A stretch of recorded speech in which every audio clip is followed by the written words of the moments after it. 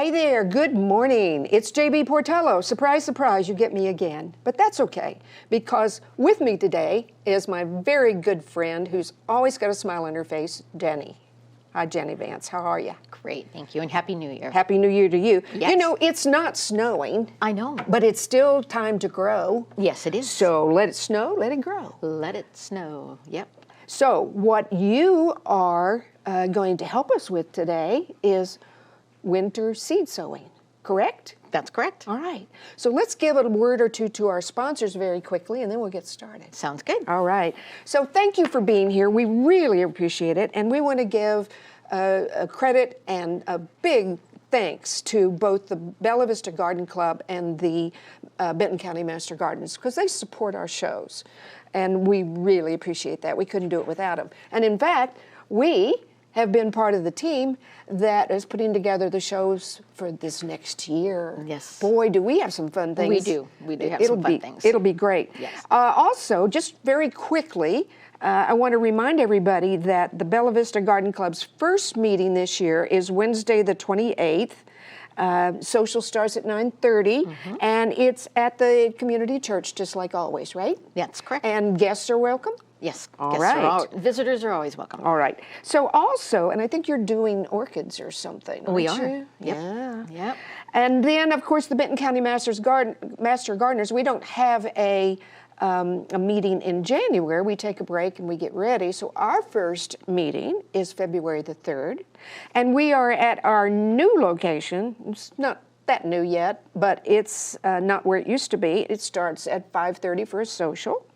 And then we meet at the First United Methodist Church in downtown Bentonville. Yep. Okay, so we're going to talk later about the websites and all that, but right now, wow. Get us started, Ginny. Sounds good.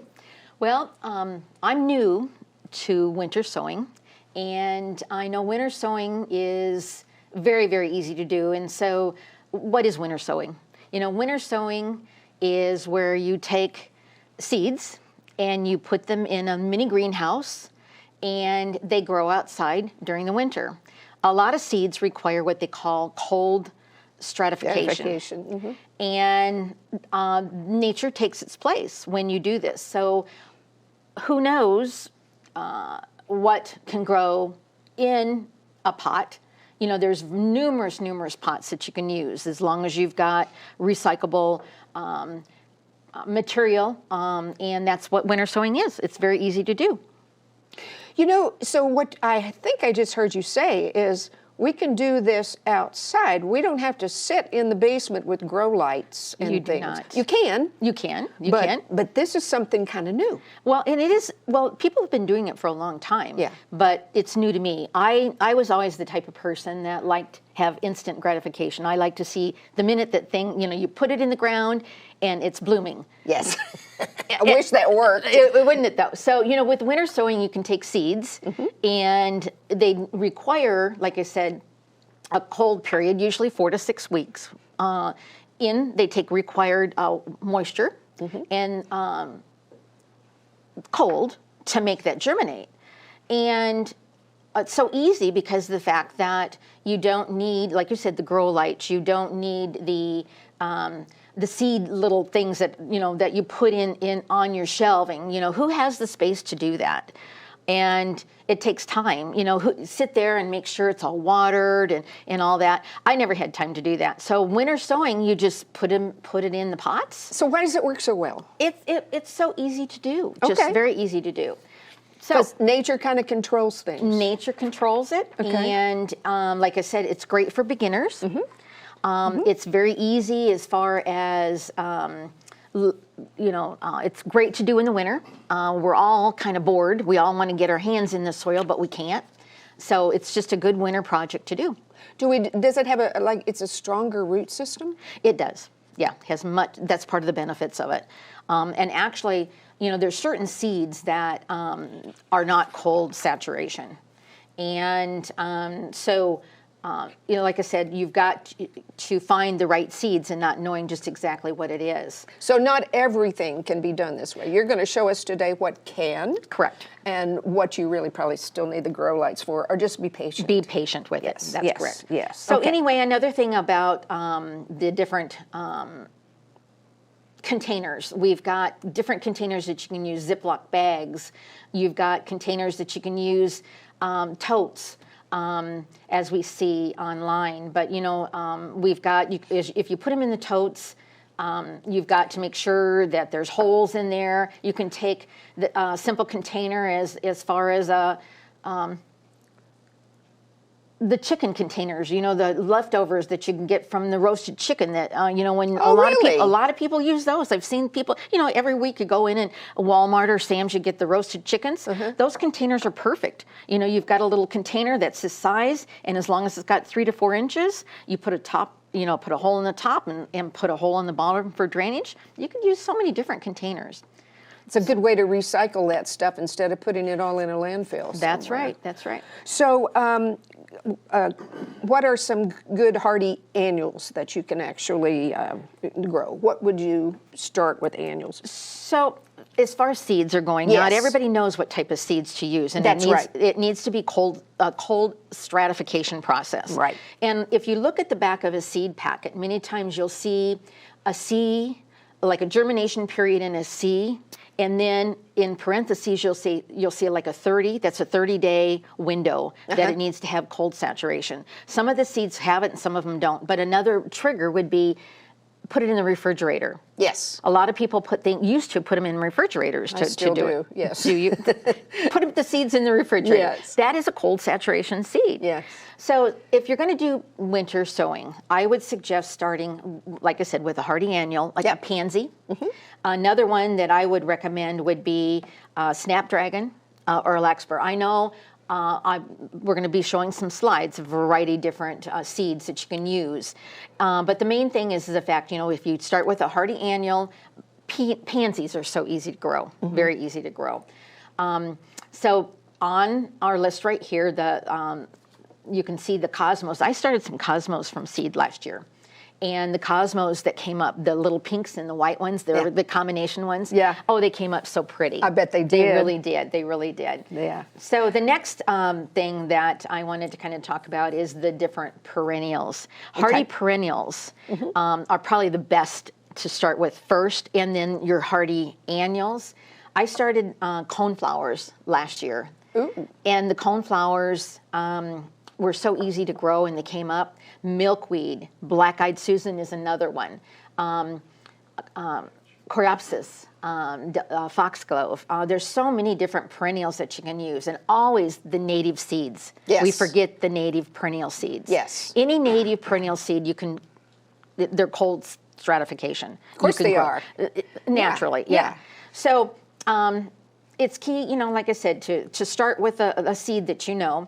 Another thing that you can do is vegetables. Let's talk about vegetables and herbs, because those are my thing. Are they? You're the flower lady. I'm the flower lady. I'm and the I know. veggie lady. So what do you like as far as vegetables? Oh, well, just anything, really. I try something new every year. Do you like spinach? Oh, totally. You can do spinach And- from cold. and yeah. kale. And kale, yep. And even broccoli, Broccoli, and, yep. and lettuce. Always Lettuce, lettuce, man. You can replant that sucker So all the time. You need to get into winter sowing. Yeah. Then you can have your veggies. Yeah. When they come through. I don't have to go to Walmart anymore? You don't have to go to Walmart anymore. And Okay. herbs, let's talk about herbs. Oregano is real easy. Thyme, dill, lavender. I planted lavender last year. My lavender came back just beautiful. So parsley. Yes. We use parsley in everything. Yes. Another thing, chamomile. Is another one that you can use. So, there's a variety of different herbs, too. So what herbs do you like? Well, I have right outside my kitchen, for handiness, I have a really large raised beds, and that's my herb bed. So I've always just bought the sets ahead of Yeah, time because exactly. I'm lazy. Yeah, yeah. But I may try that because it's the perfect setting Yeah. to start some of those things. Yeah. Well, the seeds, all the big box stores now have the seeds out. Have you noticed it? Oh, yeah. I know. So I went into Lowe's the other day and had to stop.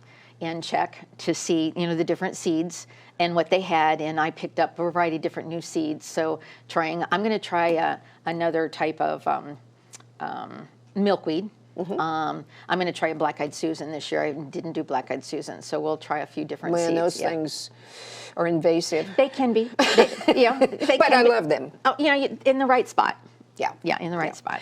Okay, so I think you're going to do some demos. But let's talk, we've got a few minutes here. Let's talk a little bit about some of the things you don't have to worry about. We've already talked about you don't have to worry about grow lights. Nope, you don't have to worry about grow lights. Or space. And space. Well, another thing about sowing with seeds is you can take those once they are mature and they're germinated in the spring. You don't have to harden them off.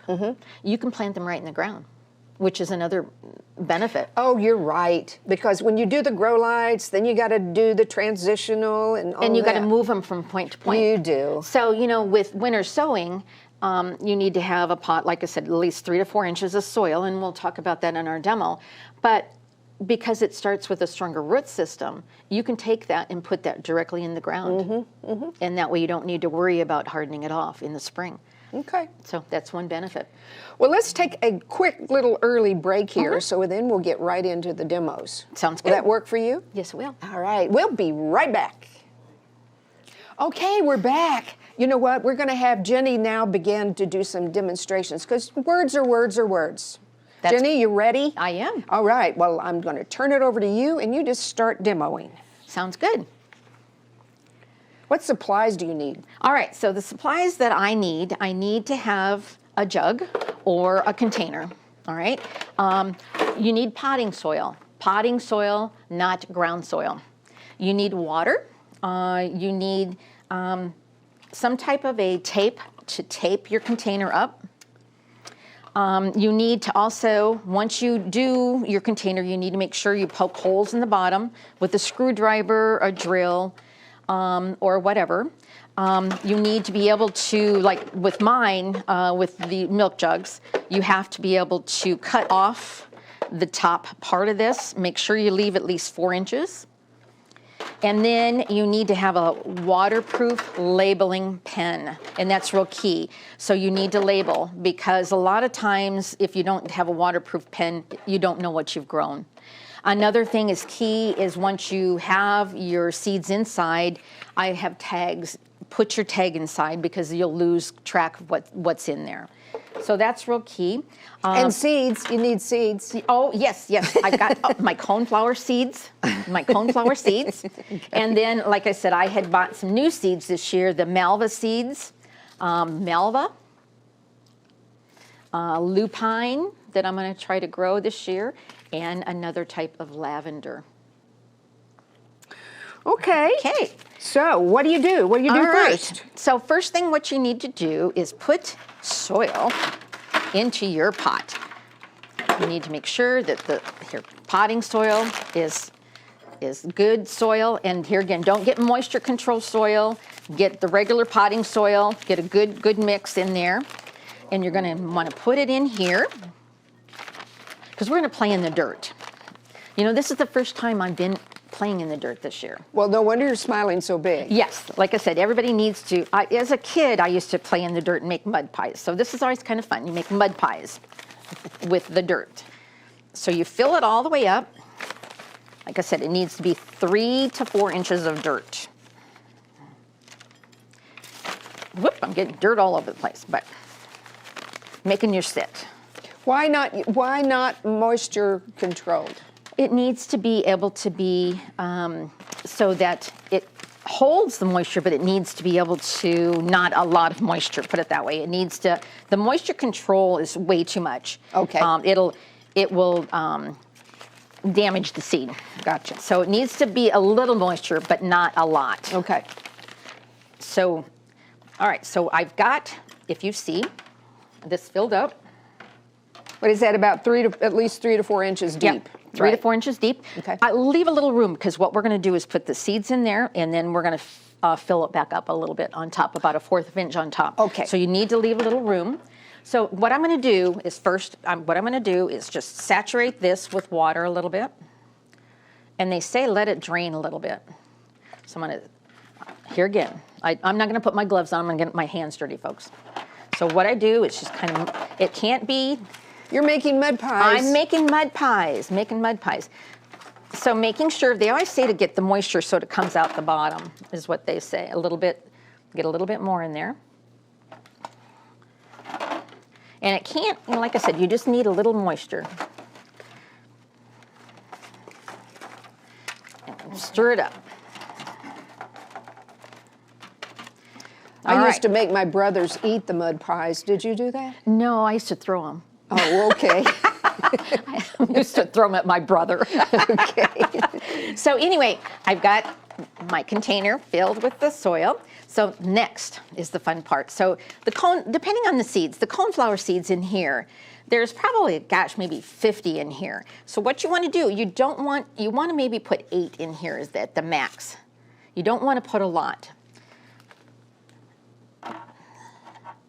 You know, I always wish they would do seeds in smaller increments because you're right. Some of them are like 50 and it's like, I don't There's need no way. 50. And then train to spread them out. And Yeah. here again, this is another benefit because you don't need to split. Usually you don't need to split your seeds in the when you sow them. Right. In the spring where you've got to take them from the container and put them in another 4-inch pot and you've got to do that and that. And this you don't.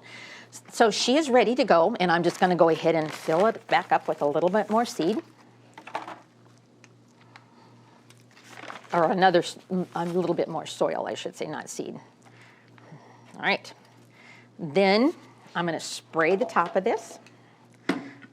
Have a little spray container with you. Of course, if you're doing this in a big batch, which we'll be doing, in fact, I'll do it in my Gorilla cart. I'll have a whole big thing of potting soil. Yeah. And then spray the top of this.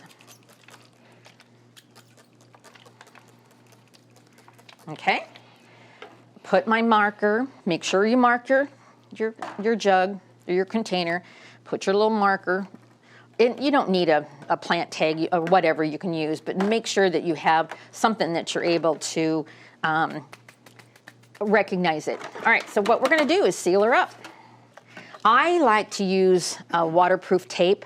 The Gorilla tape has worked for me. A lot of people will use the shipping tape, the clear shipping tape. So what we do is take the tape, and we're going to tape her up.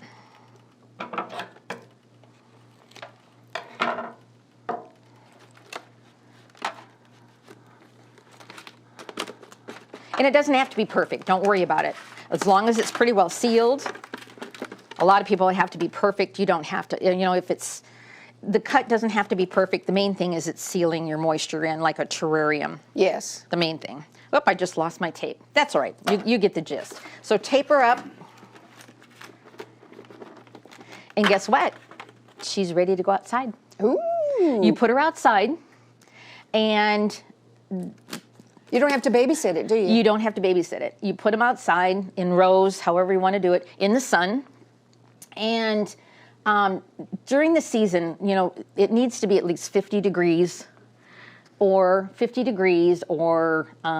lower. And within the next week to 2 weeks to 3 weeks looking out, our temperature is perfect to do your winter sowing. So if you put this out like tomorrow, it's going to be ready for the weekend. The weekend's going to get down into 40s and the 20s again at night. So you just need to watch your containers as you put them outside. Make sure the hole, this is where the water goes in. And the water moisture from the snow will make this like a little terrarium. You'll see moisture grow up. If we have a lot of warm days, again, coming up here, you need to make sure you can see moisture control in there. And if not, what you do is you take add a little bit more in there. And that's just all you spray do. it, not and you drench it. No, you do not. You just keep it a little moist, and that's Okay. it. What And if you that's it. had one of those chicken container things? You use the dome part too? You use the dome part, yep. You Okay. use the dome part, just open up the little hole at the top, just a little Gotcha. bit, and then make sure you put your holes in the bottom. Yes. And that's it. If you use the chicken. A lot of people use these. These are perfect. And So how would you what would you put over the top of that? Remember the plastic goes over these? You get those ones with the plastic over them? Oh, okay. I didn't bring the plastic with it, Okay. but this is a perfect one. You know, and we have these left over from the holidays. Mm-hmm. I mean, this is perfect. You put the holes in the bottom, and you've got the plastic cover for that, and then you add a hole in the middle, and you could do a whole container of those. So let's just say you didn't have the dome. You need the dome because that gives you the terrarium That gives you the effect. moisture. Gotcha. You can't just put something across the top. No. Okay, No. I gotcha. No. I'm asking questions for me, but I bet that's people would fine. like to know as well. Yep. Well, All and right. then another one, a freezer bag. No, come on. Tell me about it. All Show right, me. so people put these are freezer bags. And you know, this is the zip, but then you can use the actual zip. But this is one that has the bottom like this. Oh yeah, the expandable bottoms. The expandable bottom. Put holes in the bottom. Okay. A little bit for the moisture. Put 3 to 4 inches. Fill it up. Mark it. Make sure it's a freezer bag. What they do is take it like this and leave it open at the bottom. And leave a little bit open, like that. Uh-huh. A lot of people use the zip ones instead of this, but you can use this one too, it doesn't matter. Right. And then put it on, it has to be on the ground. Okay. And for it and then what you do is prop it up. A lot of people use marshmallow sticks, and they prop them between milk cartons. You know, those milk crates? Yeah. Yeah. Okay. So, and you don't, I mean, the main thing is that you can do this too. You know, you can take this and put them next to one another. Be creative. You know, there's anything that has 3 to 4 inches that you can save. But a lot of people use the Ziploc bags. Yeah. I'm doing that. I know. You can do it with your herbs if you're... And that's exactly what I'm going to do. And your lettuce. Yeah. Yeah. So anyway, you'll see it starting growing. The same thing. You watched for it to do it. It has to be clear because it needs the sun. And then it makes the moisture. So... You know, you're pretty clever. Well, like I said, I didn't start this until last year, and not knowing how easy it is. Yeah. And it's, like I said, a miracle. One thing I want you to be aware of, and there's good things and bad things with winter sowing. There is a failure rate. A lot of seeds don't germinate, as we know. A lot of seeds don't germinate. People don't watch what's going on with them, and they dry out too quick. But the process is really easy. So the main thing is it's simple. You can try it, and you're not going to lose anything. Put it that way. You can try it and see what you can do with growing. It's a miracle. Another thing, some people I know. I was reading an article about winter sowing. Some perennials don't bloom the first year, so you may be getting leaves. And you may be getting, because the perennials require a good root structure before they get some blooms. So examples, my coneflowers. My coneflowers, when they first sowed, I had beautiful leaves throughout the whole summer, and I'm going, this isn't going to bloom. And when my other coneflowers were blooming that I had gotten from Lowe's or Walmart or whatever, they were blooming, but my coneflowers that I had sowed weren't blooming. And I go, why? So I waited and waited, and then they bloomed late September, and all of them came up blooming. So it takes some patience. You know, not all perennials bloom the first year, and that's key. But as long as you get a good root structure, they'll bloom. They will bloom. What are some common mistakes? Let's go over those again. Like overwatering is one thing. Overwatering is one. What else? Forgetting to label. Forgetting to label. Forgetting to label. I'm trying to think. Using the improper soil. Not enough moisture, like I had indicated. I'm trying to think what else I had listed. Well, opening the containers too soon. Yeah, opening the containers. So this is a good question. When you look down in your container, you can actually see the little roots coming up. You want to be able to, before you transplant them, you want to be able to have good leafy greens. You want to be able to have a good root structure before you pull that out. But I mean, if you do it, tape it back up again. If you're looking down there and you think, oh my gosh, I think I'm ready, and it's going to be March. You know, coming in March is when we're going to see the seeds come up. So we're looking at 4 to 6 weeks from now will be the first part of March. Middle part of March. If you wait until the end of January, it'll be at the end of March. So, you know, March around here can get warm. So be sure to keep the moisture. Watch your content and making sure you get seedlings in there and get them up about maybe an inch inch or two, and then, take them off. And then if you don't plant them in the ground right away, that's fine. The main thing is, if you take the top off, watch your growth and water, just like any plant. So once we get past the frost season, put them in the ground, and they're done. So why do you not use garden soil? It doesn't drain. Okay. It keeps its Because moisture. actually you are using a pot, so that makes perfect sense. So yeah, Okay. it needs to drain. Okay.